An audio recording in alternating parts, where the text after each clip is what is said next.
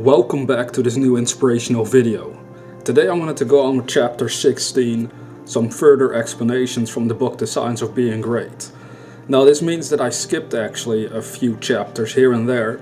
I did it at the start of this book, but again I do it with chapter 15, Taken Action Abroad is titled in that manner.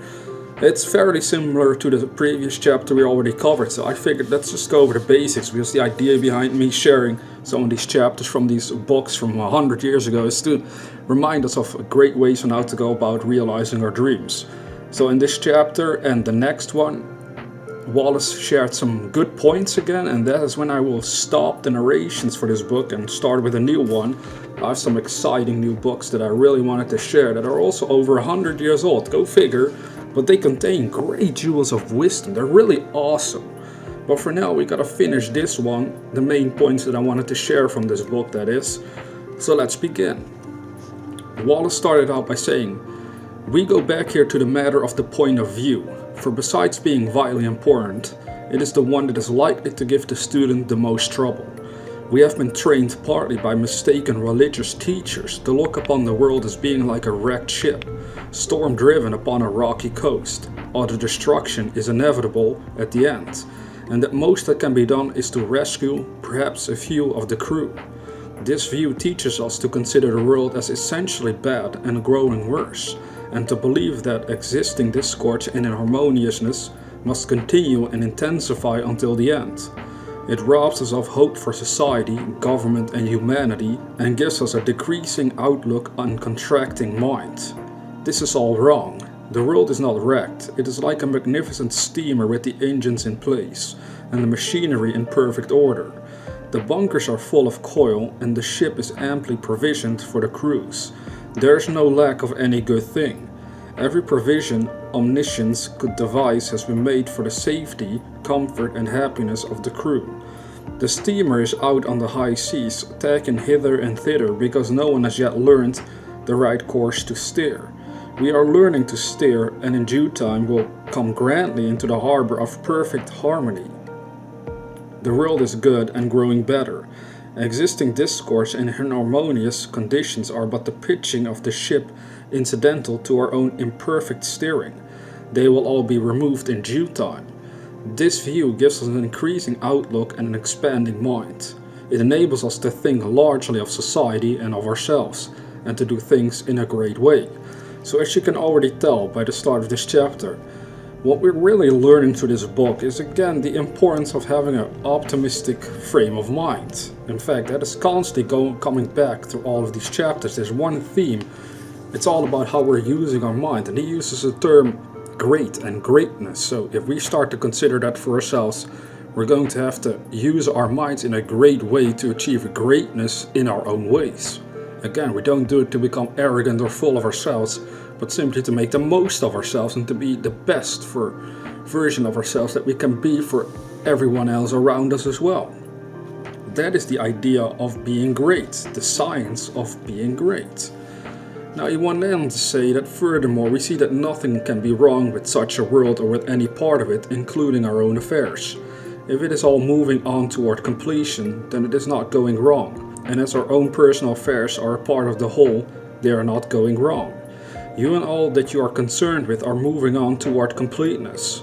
Nothing can check this forward movement but yourself, and you can only check it by assuming a mental attitude that is at cross purposes with the mind of God. You have nothing to keep right but yourself. Now again, consider for yourself, what is the mind of God? Well, ultimately, if we consider it, life is always in a state of expansion and fuller expression. So being at cross purposes with this mind of God, with the mind of the universe, means that you're unwilling to expand and express yourself more fully, even though you have the dreams inside of you that indicate that you do want to do it. So if you don't go along with it, that is when stuff starts to feel negative and bad for you. But if you give yourself over to your dreams, as you allow yourself to express them, then you start to feel more and more happy, in a sense, on a daily basis, because you know you're growing towards something that is meaningful to you. Then you're not at cross purposes with God, you could say again, But once you ignore that, once you deny yourself the realization of your own dreams, you're in cross purposes with the spirit behind all of creation. Because that spirit wants to create, expand, and fully express itself with and through you as well. And that's beautiful.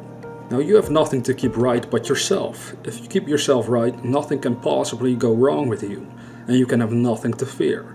No business or other disaster can come upon you if your personal attitude is right. For you are a part of that which is increasing and advancing, and you must increase and advance with it. Moreover, your thought form will be mostly shaped according to your viewpoint of the cosmos. If you see the world as a lost and ruined thing, you will see yourself as a part of it, and as partaken of its sins and weaknesses. If your outlook for the world as a whole is hopeless, your outlook for yourself cannot be hopeful. If you see the world as declining toward its end, you cannot see yourself as advancing. Unless you think well of all the works of God, you cannot really think well of yourself. And unless you think well of yourself, you can never become great.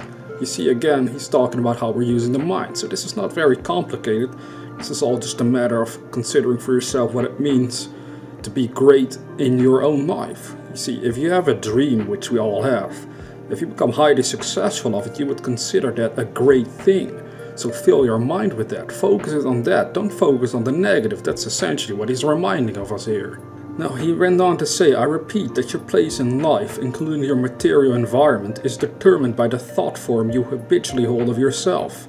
When you make a thought form of yourself, you can hardly fail to form in your mind a corresponding environment. If you think of yourself as an incapable, inefficient person, you will think of yourself with poor or cheap surroundings. Unless you think well of yourself, you will be sure to picture yourself in a more or less poverty-stricken environment.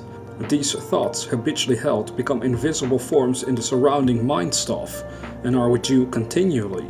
In due time, by the regular action of the eternal creative energy, the invisible thought forms are produced in material stuff, and you are surrounded by your own thoughts made into material things.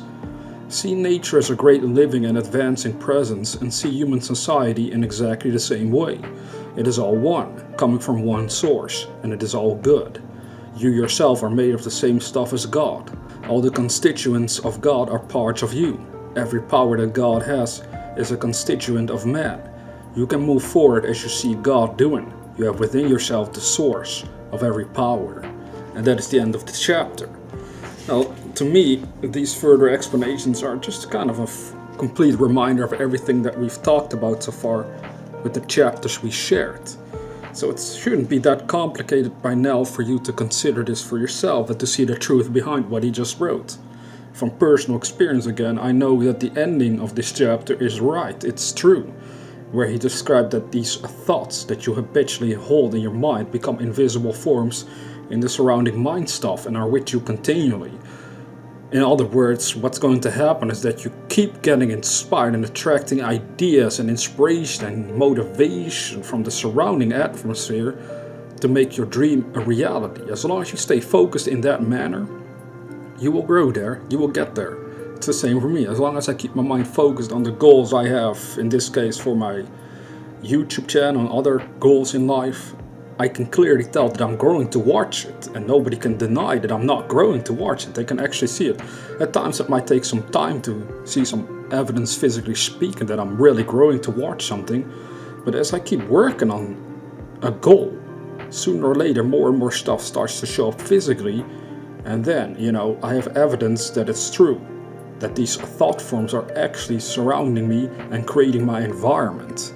And it's going to be the same for you. So fill your mind with greatness, whatever that means to you. Fill it with your dreams. Focus on your dreams. That's all that's being asked of you. I know it might be hard if there's a lot of negative stuff going on in the world, but ultimately we can also outgrow and overcome the negativity of this world by implanting positivity in it through our own consciousness, by being a beam of positivity in our own ways.